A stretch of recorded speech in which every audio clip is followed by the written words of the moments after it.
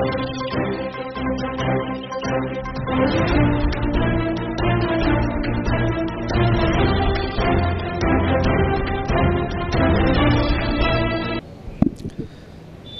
आवाज़ एक खास मुलाकात में आज मुलाकात कर रहे हैं सुनील जी शर्मा। एक जाना पहचाना नाम है एजुकेशन में जयपुर में, और मैं समझता हूँ 40 साल से ज़्यादा हो गए होंगे भाई साहब आपको कांग्रेस से जुड़े हुए। ले देखिए, कांग्रेस तो मेरे खून के अंदर है और इन्हें वे देखा जाए तो कांग्रेस से मेरा परिवार 1938 से, जब प्रजामंडल यानी कांग्रेस जब काम भी नहीं कर रही थी, क्योंकि गांधी जी चाहते थे कि राजस्थान के अंदर कांग्रेस प्रजामंडल के रूप में काम करे, तो कांग्रेस 1938 से यहाँ पे काम करी। मेरे पिताजी उस जमाने में हाँ कालकोठरी में भी गए। Even he was considered very typical sort of prisoner, तो उनको सेक्लूजन तक में उनको रखा गया। उसके बाद मेरे ब्रदर जो है वो कांग्रेस के अध्यक्ष रहे। तो बात एक है कि कांग्रेस तो मेरे रगों के अंदर है। मैं आप ये मान सकते हैं, जब मैंने होश संभाला तब से मैं कांग्रेस को देख रहा हूँ, तब से कांग्रेस के लिए मेरी प्रतिबद्धता, कांग्रेस के लिए मेरा कमिटमेंट वो अक्षुण्ण है। जैसे ही आपका कल नाम अनाउंस हुआ तो एक थोड़ी एनर्जी प्लस हो गई कांग्रेस के प्रति, जो किन्हीं मुद्दों में जैसे बात करें तो वो थोड़ी एनर्जी डाउन थी। तो किस तरह से देख रहे हैं आप सामने वाली पार्टी को, कैसे आप इस इलेक्शन को में जा रहे हैं? देखिए, सबसे बड़ी बात जो है, जो आपको जो एनर्जी दिख रही है उसके पीछे एक मूल बात है, क्योंकि जयपुर के अंदर कांग्रेस के अंदर एक कंसेंसस था। जयपुर का हर जो कांग्रेस के जितने भी नेतागण थे, हमारे जितने भी लोगों ने चुनाव लड़ा या जितने भी हमारा ग्रास रूट वर्कर है, वो दिल से ये चाहता था कि मैं चुनाव लड़ूं। और मैं आपको सीरियसली आपको बता रहा हूँ कि मैंने पार्टी से टिकट ही नहीं मांगा, और सब लोगों ने मुझे कहा कि मुझे चुनाव लड़ना चाहिए। हर विधायक ने मुझे कहा, हर पार्टी के वर्कर ने मुझे कहा, संगठन के हर पदाधिकारी ने कहा, और नीचे से लेकर ऊपर तक सब ने कहा कि चुनाव मुझे लड़ना चाहिए।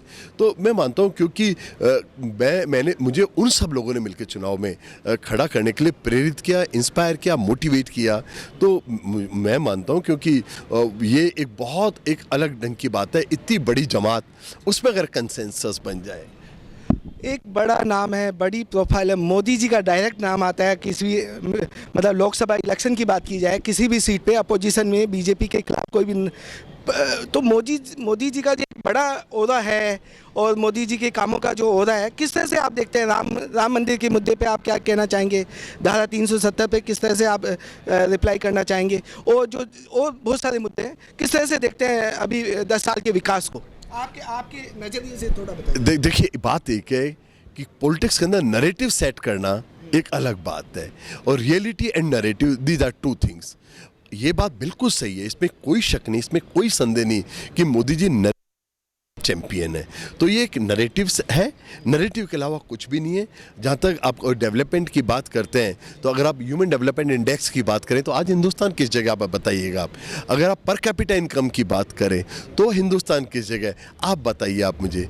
तो जहाँ ह्यूमन डेवलपमेंट इंडेक्स के अंदर आज भी हम सबसे नीचे से हैं। अगर आप पर कैपिटा इनकम की बात करें, आज भी आप हिंदुस्तान जो है वो लोएस्ट इनकम ग्रुप के अंदर वाले मुल्कों के अंदर शामिल है। कल आप गाल बजा रहे हैं, और गाल बजाने के अंदर वो चैंपियन, इसमें कोई शक नहीं है। तो पहली बात तो ये कि वो केवल गाल बजाने के अलावा वो कुछ भी नहीं करते हैं। अगर अब आप राम मंदिर की बात करते हैं तो मैं आपको बताता हूँ, राम में हमारी आस्था मोदी जी से ज़्यादा है। मगर हम केवल राम का केवल नाम लेके वोट बटोरने के विरोधी हैं। राम हमारे अंतर्मन में है, राम घट घट के अंदर है, राम भारत के प्राण में है, राम सुनील शर्मा के अंदर है, राम आप में है। मगर राम का इस्तेमाल अगर केवल वोटों के लिए किया जाए तो मैं मानता हूँ इससे बड़ा कोई जघन्य अपराध नहीं हो सकता। नहीं, जैसे कांग्रेस पूछा करती थी जब तक राम मंदिर नहीं बना कि मंदिर कब बनाओगे। अब मंदिर बन गया तो मतलब ठीक है, एक पॉजिटिव संदेश है पब्लिक में। और एक ओहदा, मैं वापस मोदी जी के ओहदे पे आता हूँ, क्योंकि आपकी फाइट डायरेक्ट मतलब लोकसभा इलेक्शन से सामने वाले कैंडिडेट से नहीं होके मोदी जी के साथ है। तो किस तरह से इस ओहदा को आप फाइट करके आप विजयी, जयपुर कांग्रेस को विजयी बनाएंगे जयपुर से? पहली बात तो ऐसा कुछ भी नहीं है। जयपुर का जो जनता है वो प्रबुद्ध है, वो भावनाओं में नहीं बहेगी। वो इस चीज़ को देखेगी कि जयपुर का जो मेंबर ऑफ पार्लियामेंट है 10 साल के अंदर कितनी बार बोला। जयपुर की जनता ने वोटों को भर भर के दिया, बटोर बटोर के जयपुर की जनता ने बीजेपी को वोट दिया। बावजूद इसके जयपुर के मेंबर ऑफ पार्लियामेंट ने कितनी बार जयपुर की वॉइस रेज की, मैं आपसे प्रश्न पूछना चाहता हूं, तो जयपुर की जनता केवल एक लहलहाती वोटों की फसल काटने के लिए ही बनी है क्या?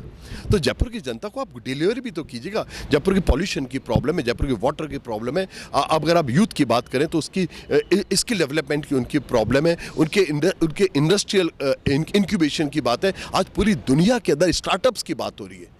आप ये बताइए जयपुर के अंदर कितने स्टार्टअप्स के ऊपर काम हुआ और उसमें मेंबर ऑफ पार्लियामेंट का क्या कंट्रीब्यूशन है?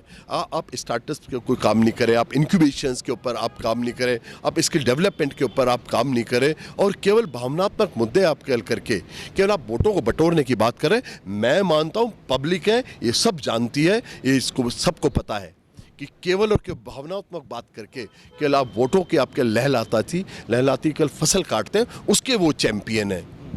जी, अगर डेवलपमेंट की बात करें जयपुर, तो क्या विजन लेके चल रहे हैं कि जयपुर सिटी किस तरह से एज ए एमपी इलेक्शन में आप कैंडिडेट के रूप में, कांग्रेस के कैंडिडेट के रूप में खड़े हुए हैं कि आप जयपुर से ही हैं, यूनिवर्सिटी रन कर रहे हैं और एक काफ़ी मतलब प्रोफेशनली आप साउंड है, तो किस तरह से आप विजन जयपुर के डेवलपमेंट को विजन को लेके चल रहे हैं? देखिए, अगर आप जयपुर की बात करें तो जयपुर को बसाते वक्त सवाई जय सिंह से उनके आर्किटेक्ट ने पूछा था कि आप कैसा शहर बनाना चाहते हैं, विद्याधर ने। तो विद्याधर को सवाई जय सिंह ने एक जवाब दिया था कि जो जयपुर में एक बार आ जाए वो जाने की सोचे ही नहीं। आज अगर आप जयपुर की बात करें तो जयपुर के अंदर लिवेबिलिटी की एक प्रॉब्लम हो गई है। जयपुर के अंदर पॉल्यूशन की मैंने आपको अभी भी निवेदन किया, पानी की बात करें तो पानी डिप्लीट हो रहा है और जो है वो भी इकोलाई से ग्रस्त है, क्योंकि सीवरेज के ट्रीटमेंट के ऊपर हमने काम नहीं किया।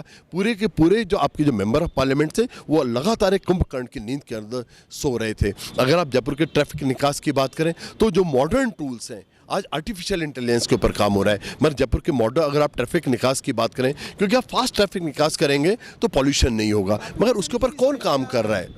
नहीं तो उसके ऊपर, नहीं तो फिर उस पर काउंटर मैग्नेट सिटीज़ बननी चाहिए थी ना। अगर आप पूरे वर्ल्ड के अर्बनाइजेशन के मॉडल्स की बात करेंगे तो शहर के अंदर लोग नहीं आए, उसके लिए आपको काउंटर मैग्नेट सिटीज़ बनानी होती है और काउंटर मैग्नेट सिटीज़ बना के आपको उसको ट्रैफिक से, फास्ट ट्रैफिक से आपको उसको जोड़ना होता है। तो मगर ये विज़न है कहाँ और विज़न की ज़रूरत भी क्या है? जब बातें आपने जो की उन भावनाओं पे भड़का के आप कल वोट लेना जानते हैं तो आपको उस काउंटर मैग्नेट, अभी मैंने काउंटर मैग्नेट सिटी की बात की, आप ऐसा करिएगा, भाजपा के प्रत्याशी से पूछिएगा कि ये कॉन्सेप्ट क्या है, अगर वो ये कॉन्सेप्ट बता दें तो मैं आप कहे वो करने को तैयार हो जाऊंगा। बात एक है कि न वहाँ पे एक लीडरशिप है, न वो विज़न है। विजनलेसनेस जयपुर की समस्याओं की सबसे बड़ी समस्या है कि जयपुर के जिन भी लोगों को जयपुर की नुमाइंदगी का मौका मिला उनके पास कोई विज़न ही नहीं था। जैसे कहा जा रहा है कि बीजेपी का आरोप है कि कांग्रेस के बाद प्रत्याशियों की कमी है, मतलब प्रत्याशी नहीं है और कांग्रेस के ही लोग भर भर के बीजेपी में जा रहे हैं, क्या कहना चाहेंगे? और कहीं आप को जो सीट दी गई है, मैं समझता हूँ 20 साल से तो आप वेटिंग में थे, विधानसभा में भी लोकसभा में भी आप देख रहे थे कि आपको टिकट मिले, नहीं मिला, लेकिन अभी जो टिकट दिया है किस तरह से आप देख रहे हैं इस टिकट? देखिए, आपकी बात अपने आप में विरोधाभासी है। आपकी बात विरोधाभासी है। एक तरफ कह रहे हैं सुनील शर्मा जैसा इंसान जिसको शहर के अंदर हर इंसान जानता है, जयपुर का कोई भी प्रबुद्ध इंसान से आप मेरे बारे में बात करेंगे वो आपको बिल्कुल अलहदा राय रखता मिलेगा। आप किसी भी आप इंटेलेक्चुअल नहीं, मैं आपको दूसरी बात कह रहा हूँ, मैं बिल्कुल दूसरी बात कह रहा हूँ कि अगर मेरे जैसे इंसान को 20 साल इंतजार करना पड़ा टिकट के लिए तो उससे आप समझ सकते हैं कि पार्टी के अंदर प्रत्याशियों का अकाल है या नहीं है। इससे आप समझ सकते हैं, यानी वहाँ बहुत सारे योग्य लोग हैं। हाँ, पार्टियाँ अब चाहती थी कि मैं नेशनल कैनवास पे काम करूँ, मैं असेंबली की जगह स्टेट कैनवास की जगह नेशनल कैनवास पे काम करूँ। पार्टी चाहती है, पार्टी का आदेश था कि मुझे नेशनल कैनवास पे जाना चाहिए। अच्छे आर्टिकुलेट करने वाले लोग जो पार्लियामेंट के अंदर बोले, जो दिल्ली में जाके बोले, जो आप जैसे लोगों से बात करें, जो इस पूरे के पूरे इस माया जाल को तहस नहस कर सके, ऐसे कॉम्पिटेंस वाले लोगों को इस बार उन्होंने पार्लियामेंट का चुनाव लड़ा है। और उसी टैलेंट सर्च के अंदर उन्होंने मुझे भी खोजा है कि मुझे दिल्ली जाना, दिल्ली जाके और इस जो नैरेटिव जो सेटिंग हो गई है, इस नैरेटिव सेटिंग का ब्लास्टिंग करनी है। तो नैरेटिव बस्टर के रूप में मुझे प्रपोज करने की बात थी। आखिरी सवाल, किस तरह से जनता को अपील करना चाहेंगे एक आपकी तरफ से, कि क्या अपील करना चाहेंगे? होली भी आ रही है, क्या बोलेंगे? मैं जयपुर की जनता को ये कहना चाहूँगा कि 1727 से मेरा परिवार जयपुर में, मैं थांकुच हूँ। मैं आपको कहना चाहूँगा, मैं आपका हूँ, आपके बीच का हूँ, मैं पैदा और मैं ही नहीं, मेरी पीढ़ियाँ यहीं आपके बीच में पैदा हुई हैं। जयपुर के लिए जितना दर्द मुझे हो सकता है वो किसी और को नहीं हो सकता। तो मेरे इस दर्द को आप समझिए, जो जयपुर का जो दर्द है, तो मैं चाहता हूं कि आप उस दर्द निवारण में आप मेरे सहयोगी बनेंगे, हम सब मिलकर काम करेंगे और जयपुर को वापस वो सवाई जयसिंह की जो कल्पना वाला शहर था कि जो एक बार आ जाए वो जाने की नहीं सोचे। जयपुर के अंदर एक शिक्षा के एक नए आयाम स्थापित करें, जयपुर के अंदर चिकित्सा के हम नए आयाम स्थापित करें, रोजगार के नए माध्यम खोलें और हर ढंग का रोजगार। ऐसा नहीं कि गरीब की कीमत के ऊपर आज 2 लाख गरीबों को इन्होंने बेघर कर दिया है, उनको नेस्त नाबूद कर दिया है। तो उनके लिए भी एक रोजगार हो। एक राजस्थानी कहावत है, चींटी को कण हाथी को मण। हर इंसान के योग्य उसके लिए काम करें और उनको हर इंसान की जो अपेक्षाएं हैं उन अपेक्षाओं की मैं आवाज़ बनूं, उनको आर्टिकुलेट करूं। जी जी सुनील जी, आपको हमारी तरफ से बहुत बहुत बधाइयाँ।